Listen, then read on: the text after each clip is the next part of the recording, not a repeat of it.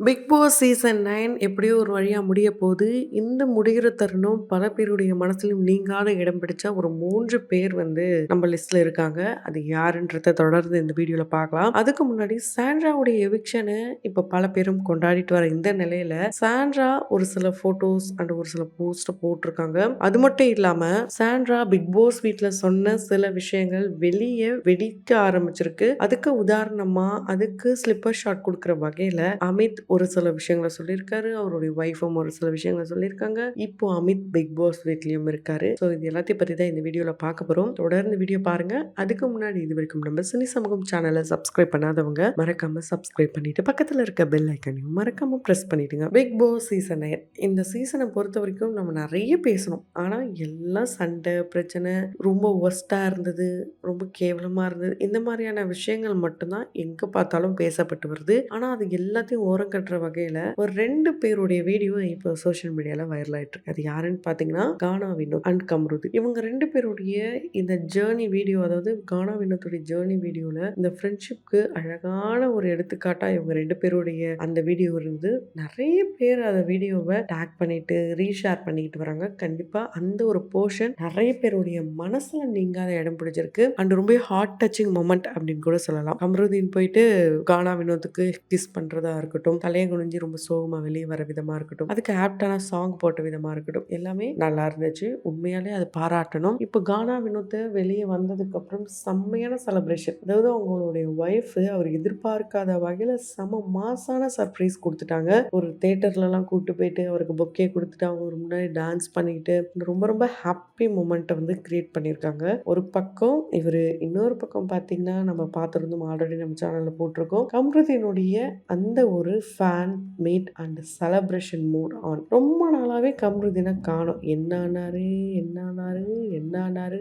இதே கேள்விகள் தான் எல்லாருடைய மனசுலயும் இருந்தது. அவருக்கு என்னாச்சு? இந்த பிக் பாஸ் வீட்ல கூட விக்ரம் ஒரு இடத்துல வருத்தப்பட்டிருப்பாரு. அப்போ அரோரா சொல்லியிருப்பாங்க, வெளிய அவங்களுக்கெல்லாம் ஆள் இருக்கு அப்படிங்கிற மாரி சொல்லியிருப்பாங்க. ஸோ விக்ரம் கூட வருத்தப்பட்டு சாரி, அதாவது இந்த ஒரு இடத்துல ப்ரேயர் பண்ணிக்கிறேன் நான் அவங்களுக்காக. அவங்க எந்த மனநிலையில இருக்காங்கன்னு தெரியாது. தவறான முடிவு எதுவும் எடுக்கக்கூடாது. ப்ரே பண்ணிக்கிறேன் அப்படின்ட்டு விக்ரம் சொல்லியிருப்பாரு. ஆனா கம்ருதீன் ரொம்ப ரொம்ப ஒரு ஸ்ட்ராங் பெர்சன் அப்படின்றத ப்ரூவ் பண்ணிட்டாரு. இவருக்கு ரெட் கார்டுலாம் வந்து குடுத்துருக்க கூடாது. அவருக்கு வந்து டைட்டில் வின், அதாவது ரன்னர் அப்பா கூட இருந்தா ரொம்ப சந்தோஷமா இருக்கும். ஏன்னா வின்னர் கானா வினோத் அப்படின்ற மைண்ட் செட் பண்ணியாச்சு. அப்படி இருக்கும்போது ரன்னர் இவர் தான் அப்படின்ட்டு நிறைய பேருடைய கமெண்ட்ஸை பார்க்க முடியுது. ஸோ நடந்திருக்கலாம். ஒரே ஒரு டாஸ்க், ஒரே ஒரு விஷயம் டோட்டலா எல்லாத்தையும் மாத்திடுச்சு. அந்த கார் டாஸ்க் முடிஞ்சு போனதையே பேசுறதுனால எந்த ஒரு மாற்றமும் ஏற்பட போறது கிடையாது. ஸோ கானா வினோத் அந்த டிராஃபி மட்டும் தான் வின் பண்ணல. ஆனா அவர் டைட்டில் வின்னர் அப்படின்ற ஒரு பட்டம் அவருக்கு கிடைச்சது.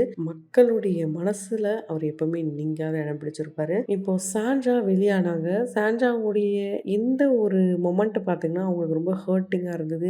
லாஸ்ட் மொமெண்ட் கூட திவ்யாவை வந்து ஹர்ட் பண்ணிட்டு போயிட்டாங்க. அவங்கள பத்தி தெரிஞ்ச கதை தான். அதனால திவ்யாவும் டேக் இட் ஈஸி பாலிசின்ற மாதிரி எடுத்துக்கிட்டாங்க. நன்றி சொல்லணும்ட்டு சாண்ட்ராக்கு திவ்யா நன்றிலாம் சொல்லியிருந்தாங்க. அதுக்கான காரணம் கூட நல்ல ஒரு அழகான விளக்கத்தை கொடுத்திருந்தாங்க. அதாவது நீங்க ஒருத்தங்க கிட்ட பழகுறீங்கன்னா அவங்க கிட்ட உண்மையா இருங்க. உங்களை பத்தி எல்லாமே தெரிஞ்ச மாதிரி இருக்கட்டும். யாருக்குமே எதுவுமே தெரியாம எல்லார்கிட்டயும் பேசிக்கிட்டு உண்மையா இருங்க சாண்ட்ரா அப்படின்ட்டு ரொம்பவே சொல்லியிருந்தாங்க. மற்றவங்களுக்கு பயத்தை கொடுக்குறீங்க, குழப்பிட்டு போயிடுறீங்க இப்படிலாம் சொன்னாங்க.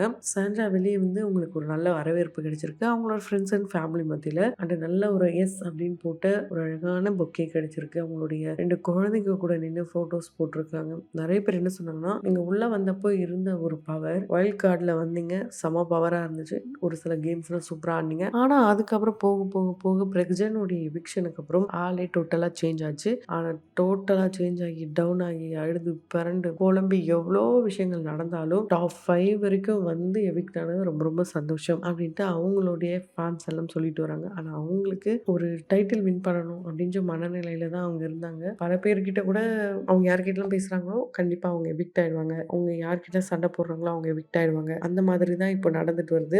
அந்த மாதிரி உள்ள பிக் பாஸ் வீட்ல சாண்ட்ரா விக்ரம் கிட்ட பேசும்போதே சொல்லியிருப்பாங்க, சில்லித்தனமா வந்து என்கிட்டயே பேசிட்டு ஒரு சில விஷயங்கள் சில்லித்தனமா பண்ணிட்டு போயிட்டாருன்ட்டு சாண்ட்ரா சொல்லியிருப்பாங்க. அதுக்கு பதிலடி கொடுக்குற வகையில அமித்தோட ஒய்ஃப் செம்ம கடுப்பாக்கி ஒரு போஸ்ட் ஒன்று போட்டிருந்தாங்க. அப்ப அவங்க சொல்லும்போது, ரொம்ப சூப்பர் சாண்ட்ரா, உங்களை நீங்களே எக்ஸ்ப்ளோர் பண்ணிட்டீங்க. உங்களுடைய நல்ல மனசு என்னன்றது எங்களுக்கு தெரிஞ்சிருச்சு. நீங்க உடைஞ்சிருக்கீங்களே, கஷ்டப்படுறீங்களேன்னு சொல்லி தான் ஒரு நல்ல பெர்சன் வந்து உங்களுக்கு ஆறுதல் சொல்லிட்டு இருந்தாரு. ஆனா அந்த ஒரு பெர்சன ரொம்ப தப்பா ப்ரொஜெக்ட் பண்றது ரொம்ப சூப்பர் ஸ்கேம்ட்ரா அப்படின்ட்டு ஹேஷ்டேக்ல போட்டிருக்காங்க. ஸோ டீமும் நல்லா விளையாடுறீங்க அவங்கள வச்சு அப்படின்ற மாரி அவங்க மென்ஷன் பண்ணியிருந்தாங்க. ஸோ இவங்களே ஸ்கேம்ட்ரான்ட்டாங்க.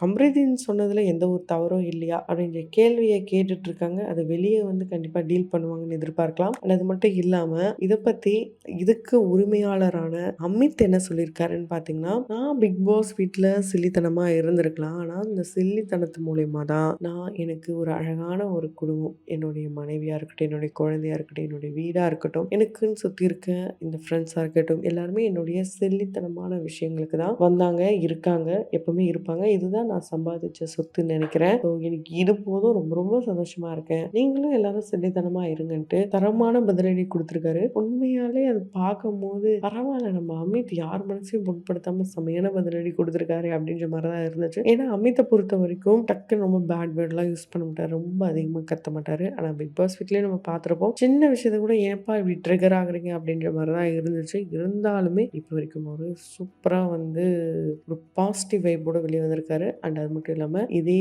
சில்லித்தனத்தோட நான் திரும்பவும் பிக் பாஸ் வீட்ல போறேன். அதே சில்லித்தனம் தான் நான் திரும்பவும் பிக் பாஸ் வீட்ல பண்ண போறேன் அப்படின்னு சொல்லியிருந்தாரு. லேட்டஸ்ட்டா வெளியான ப்ரோமோஸ்ல கூட பார்த்திருந்தோம். அவர் வந்திருந்தாரு. ஸோ கண்டிப்பா எல்லாருமே இவர பார்த்திருப்பீங்க. அண்ட் நெறைய இன்ட்ரஸ்டிங்கான விஷயங்கள் கண்டிப்பா காத்துட்டு இருக்கு. திரும்ப சாண்ட்ரா உள்ள வருவாங்களான்னு தெரியாது. வினோத் கண்டிப்பா வருவாரு. அண்ட் அது மட்டும் இல்லாம பார்வதி, கம்ருதீன் இவங்கள பத்தி இன்ட்ரஸ்டிங்கான விஷயங்கள்லாம் கூட ஆல்ரெடி நம்ம சேனல்ல அப்டேட் பண்ணியிருக்கோம். யாரெல்லாம் அந்த வீடியோ பார்க்கலையோ அவங்க எல்லாரும் மறக்காம அந்த வீடியோவும் பார்க்கலாம். ஸோ தொடர்ந்து இந்த 1 வீக் பிக் பாஸ் அப்டேட்ஸ்லாம் வந்து ரொம்பவே வந்து இன்ட்ரஸ்டிங்கா தெரிஞ்சுக்கணும், எக்ஸ்க்ளூசிவான அப்டேட்ஸ்லாம் தெரிஞ்சுக்கணும்னு நினைச்சீங்கன்னா, உடனே நம்ம சினி சமூகம் சேனலை சப்ஸ்கிரைப் பண்ணிட்டு பக்கத்துல இருக்க பெல் ஐக்கனையும் மறக்காம பிரஸ் பண்ணிடுங்க.